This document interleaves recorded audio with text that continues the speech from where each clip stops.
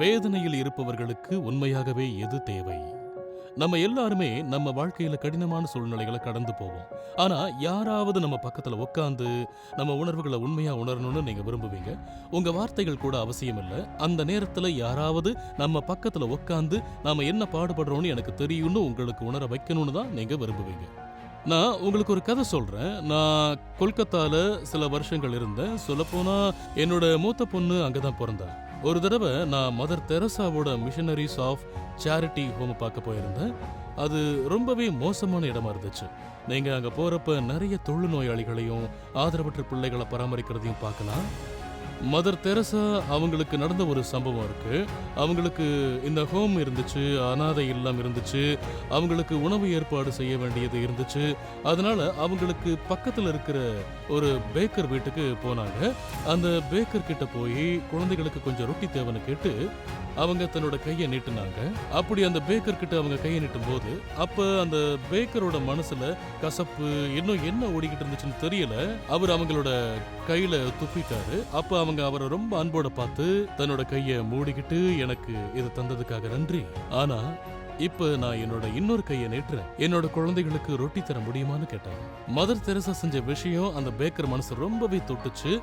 அதுக்கு பிறகு மீதி இருந்த எல்லா நாட்களுக்கும் அந்த பிள்ளைகளுக்கு அவர்தான் உணவுக்கான பணத்தை தந்தாரு. ஒருத்தருக்காக நீங்க எப்படி நிக்கிறீங்கிறதும் அவங்களோட கஷ்டத்தை உங்களோட கஷ்டமா உணர்றதும் தான் பச்சாதாபம்னு நான் நினைக்கிறேன். அதை இப்ப நான் உங்களுக்கு விளக்கி சொல்றேன். நீங்க எப்பயாவது யாரையாவது சந்திக்கிறப்ப அவங்க ரொம்ப கவலையா இருக்கிறத பாக்குறப்ப அவங்களுக்காக நம்ம வருத்தப்பட தொடங்குவோம். இது உங்களுக்கு நடந்திருக்க கூடாது, இந்த மாதிரி ஆயிருக்க கூடாதுன்னு சொல்லுவோம். அப்ப பச்சாதாபம்னா நம்மள அந்த நபரோட இடத்துல வச்சு நீங்க எப்படிப்பட்ட வேதனையை கடந்து போறீங்கிறது எனக்கு தெரியும்னு சொல்வதாகும்.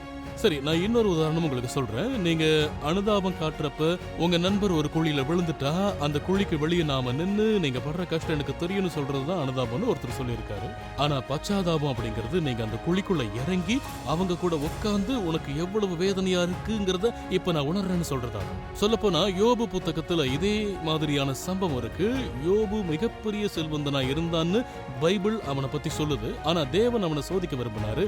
நாம அவருக்கு உண்மையா இருக்கமான சில நேரங்கள்ல தேவன் நம்மளை சோதிப்பாரு. சரி, யோபுவை சோதிக்கலான்னு தேவன் சாத்தான சோதிக்க அனுமதிச்சாரு. யோபு தன்னோட குடும்பத்தை இழந்தான், அவனோட சொத்துக்களை இழந்தான். இப்ப அவன் ரொம்ப மோசமான நிலைமைக்கு போயிட்டான்.